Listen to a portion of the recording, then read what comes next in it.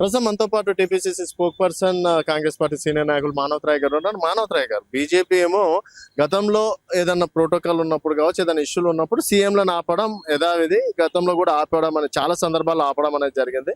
So Revanth Reddy గారు మాత్రం 4.5 కోట్ల మంది యొక్క పరువు తీశారు అన్నట్టు కూడా మాట్లాడడం అనేది జరిగింది. ఏం సార్, అంటే ఇక్కడ రేవంత్ రెడ్డి గారు కావాలని చేస్తున్నారా, లేకపోతే ఏదో కొండ సురేఖ ఇష్యూ వల్ల రేవంత్ రెడ్డి గారు తిరిగి వచ్చేసారు అనుకోవచ్చు?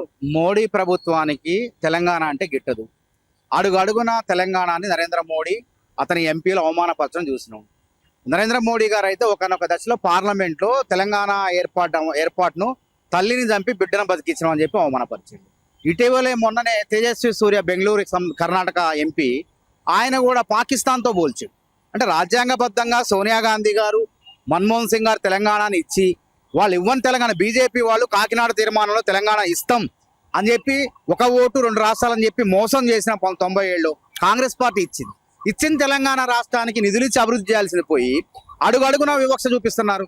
ఉదాహరణగా మా పార్టీ సరే కాంగ్రెస్ ప్రభుత్వం అధికారంలో ఉందంటే మీకు గిట్టట్లేదు, మరి తెలంగాణ బీజేపీ నాయకత్వానికి ఎందుకు పదవులు ఇవ్వరు? అంటే తెలంగాణ అంటే చిన్న చూప అర్థమవుతుంది. అంటే వాళ్ళ నాయకత్వాన్ని కూడా గుర్తించట్లే వాళ్ళు. అంటే తెలంగాణకు విభజన చట్టంలో ఇవ్వాల్సినటువంటి హామీలను కూడా నెరవేర్చట్లేదు.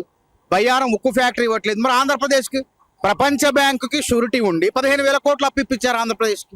మరి తెలంగాణకి అడిగారు కదా, మూసి పునరుజ్జీవనానికి ఇవ్వండి, విస్తరణకి ఇవ్వండి, అదే విధంగా బయ్యారం ఉక్కు ఫ్యాక్టరీని తెరవండి. తర్వాత రకరకాల రేవంత్ రెడ్డి గారు 1,60,000 కోట్లు అడిగితే కనీసం 54,000 కోట్లు 50,000 కోట్లు ఇస్తారనుకోండి. కానీ అడగకుండానే ఆంధ్రప్రదేశ్కు మరి పోలవరానికి 5,000 కోట్లు ఇచ్చారు. మరి పాలమూరు రంగారెడ్డికి ఎవరు ఇచ్చిర్రా చెప్పండి? కాళేశ్వరం ఇప్పుడు ప్రాజెక్టు అది కేసీఆర్ హయాంలో కూలిపోయింది, కూలేశ్వరం దాన్ని మరమ్మతులు చేయాలి, దానికి ఏమైనా సహాయం చేస్తారు? ఆర్థిక సాయం అది లేదు. ప్రాణహిత చేవేళ్లకు అనుమతులు ఇవ్వమంటే ఇప్పుడు రేవంత్ రెడ్డి గారు పోయి పునరుద్ధరించాలి, గురుత్వాకర్షణ ద్వారా నీటిని తీసుకొస్తే కరెంటు ఖర్చు ఉండదు, తక్కువ ఖర్చుతో నీళ్లు తేవచ్చు, తెలంగాణని హైదరాబాద్ సాగునీరు తేవచ్చు అని రేవంత్ రెడ్డి గారు ఆలోచన చేస్తుంటే దానికి సహకరిస్తున్నారా? ఇవ్వకపోగా కొర్రీలు పెడుతున్నారు, రకరకాల తూట్లు పడుతుంది. అదేవిధంగా రేవంత్ రెడ్డి గారు కేంద్ర ప్రభుత్వం వివక్ష చూపుతుంది, ఒక సాయం చేయట్లేదని చెప్పేసి తన కాళ్ళ మీద తనను నిలబడే విధంగా ఒక కేంద్ర ప్రభుత్వం సాయం లేకున్నా ఒక రాష్ట్ర ప్రభుత్వం ఎట్లా ఎదగొచ్చు రేవంత్ రెడ్డి గారు ఆదర్శంగా నిలిచిండు. గతంలో దావోస్ పర్యటనకు పోయి, అమెరికా పోయి, లండన్ పోయి దాదాపు 2 లక్షల కోట్ల పెట్టుబడులు తీసుకొచ్చి ఫ్యూచర్ సిటీని అభివృద్ధి చేయాలని చెప్పేసి ఫ్యూచర్ సిటీలో సదస్సు పెట్టిండు. గతంలో దాదాపు 1,50,000 కోట్ల వరకు గ్రౌండ్ అయిపోయింది, ఎంతో మందికి ఉద్యోగ ఉపాధి అవకాశాలు వచ్చినాయి. ఇది నరేంద్ర మోడీ ప్రభుత్వం తట్టుకోలేకపోయింది. మళ్ళీ రేవంత్ రెడ్డి లండన్ పోయిండు, అమెరికా పోతే ప్రమాదం, మనకి పెట్టుబడులు తీసుకొస్తారు. ఇలా తెలంగాణ తలసరి ఆదాయం ఎవరిది? కర్ణాటకతో పోటీ పడుతున్నాం మనం ఈరోజు. కర్ణాటక రాష్ట్రం ఐటీ సెంటర్ కేంద్రమైనటువంటి కర్ణాటక తెలంగాణ పోటీ పడుతుంది. దగ్గర ఇంచుమించుగా ఉన్నాం. రేపు వచ్చే ఏడాది కాలం కర్ణాటకను కూడా దాటిపోతాం. కాబట్టి దేశంలో గుజరాత్ కు వాళ్ళు ఎంత అభివృద్ధి చేసినా తలసరి ఆదాయం పెరగట్లే. తెలంగాణ ఎందుకు పెరుగుతుంది? నిన్నగాక మొన్న కేంద్ర ప్రభుత్వము నీతి ఆయోగ్ ఆర్థిక శాఖ కితాబ్ ఇచ్చింది, ప్రపంచ బ్యాంక్ కూడా రేవంత్ రెడ్డి పరిపాలన కితాబ్ ఇచ్చింది. ఏమని ఇచ్చింది? రేవంత్ రెడ్డి ప్రభుత్వం మిగతా రాష్ట్రాల కన్నా ఆర్థికంగా పురోగమింపజేస్తాడు తెలంగాణ రాష్ట్రాన్ని, ఆర్థిక సూచిలో దూసుకపోతాడు, అప్పుల నియంత్రణ చేస్తాడని చెప్పి కేంద్ర ప్రభుత్వమే కదా ఇచ్చింది. ఇది చూసి తట్టుకోలేక రేవంత్ రెడ్డి అమెరికా పోతే రేపు ఏమన్నా నిధులు పట్టకొస్తే తెలంగాణ రాష్ట్రం గుజరాత్ కన్నా అభివృద్ధి చెందింది. కాబట్టి ఏం చేయాలా? రేవంత్ రెడ్డి పర్యటనకి ఏదో ఒకటి అడ్డు చెప్పాలని చెప్పి అడ్డు చెప్పారు. విదేశీ వ్యవహారాల శాఖ ద్వారా అడ్డు చెప్పారు. ఇది కుట్ర కనపట్లేదా? ఇంకోటి, ఫీజు రియంబర్స్మెంట్ విషయంలో 2 రోజులు దీక్ష చేపట్టింది భారతీయ జనతా పార్టీ. ఎందుకు ఫీజు రియంబర్స్మెంట్ ఇవ్వడానికి కావచ్చు, పాలిటెక్నిక్ విద్యార్థులకి GO 97 రద్దు చేయకుండా ఎందుకు మళ్ళీ కమిటీలు వేసి కాలక్షేపం చేస్తుంది, కేవలం రియల్ ఎస్టేట్ కోసం మాత్రమే అని చెప్పేసి అనుకోవచ్చా? అండ్ రియంబర్స్మెంట్ ఎందుకన్నా? మీరు కూడా ఒక విద్యార్థి నాయకుడిగా కూడా ఉన్నారు కదా. ఇప్పుడు ఏదన్నా మైండ్ తో మాట్లాడితే మంచిగా ఉంటుంది, ఆలోచన లేకుండా పరిపక్వత లేకుండా ఇష్టం వచ్చినట్లు వ్యాఖ్యలు చేయటం.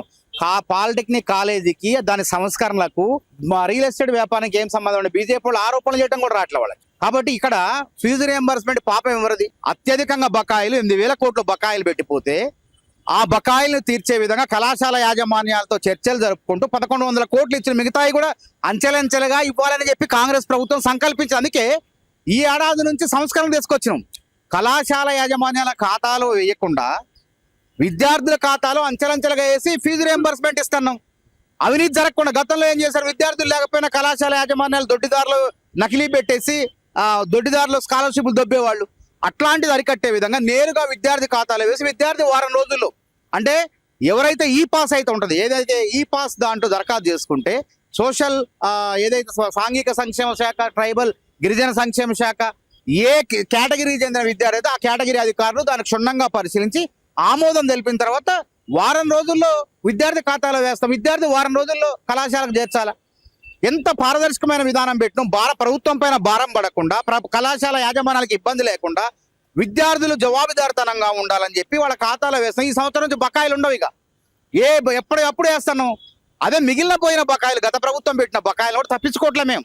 ప్రభుత్వ ఉద్యోగులకు అంటే విశ్రాంత ఉద్యోగులకు అది కూడా 8,000 కోట్లు బకాయిలు పెడితే ఏ విధంగా 7,000 కోట్లు విడుదల చేసినాం. అంచెలంచెలుగా 2,000 చొప్పున విడుదల చేసినాం లేదా?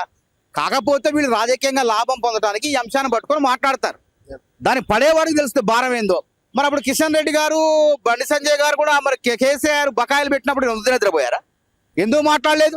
రామచంద్రరావు గారిని ప్రశ్నించమనండి. అవి బీఆర్ఎస్ పార్టీ బకాయిలు కదా అంటే అప్పుడు కాపాడుకుంటూ వచ్చారు. ఏం మాట్లాడకుండా ఇద్దరు ఒకటైపోయి, బీఆర్ఎస్ బీజేపీ ఒకటైపోయి కాపాడుకుంటూ వచ్చారు ఒకరినొకరు. Future city BRS party land అంటే కేటాయించింది. సో ఇప్పుడు ఉన్నటువంటి చాలా వరకు ల్యాండ్లు బీఆర్ఎస్ పార్టీ కేటాయించినవి మీరు వాడుకుంటున్నారు.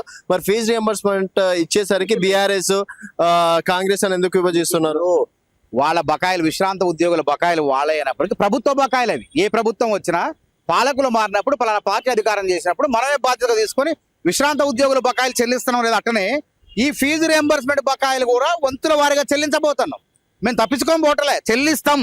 ఇలా అదే అంటాను కదా, కేసీఆర్ దుబారా చేసిండు, తెలంగాణ దివాలా తీసిండు. ఇలా ధనిక రాష్ట్రం అప్పులు గొప్పగా మారింది కేసీఆర్ పాలనలో. ఇలా రేవంత్ రెడ్డి పాలనలో ధనిక రాష్ట్రం, అప్పులు గొప్పగా మారినటువంటి ధనిక రాష్ట్రం మళ్ళీ ధనిక రాష్ట్రం దిశగా పయనం చేస్తుంది. ఎందుకు పయనం చేస్తుంది అంటే ఎక్కడ ఖర్చు పెట్టాలి, ఎక్కడ ఖర్చు పెట్టొద్దు, దుబారా లేకుండా ఏ పథకానికి ఎవరికి ఇవ్వాలి, ఎక్కడ ఖర్చు పెట్టాలని ప్రభుత్వ ఉద్యోగులకు కూడా జీతాలు 1వ తారీఖు ఇస్తున్నాం. ఇలా అవుట్ సోర్సింగ్ ఉద్యోగులకు కేసీఆర్ 10 ఏళ్ల పాలన కాలంలో ఎప్పుడన్నా 1వ తారీఖు జీతాలు ఇచ్చారా?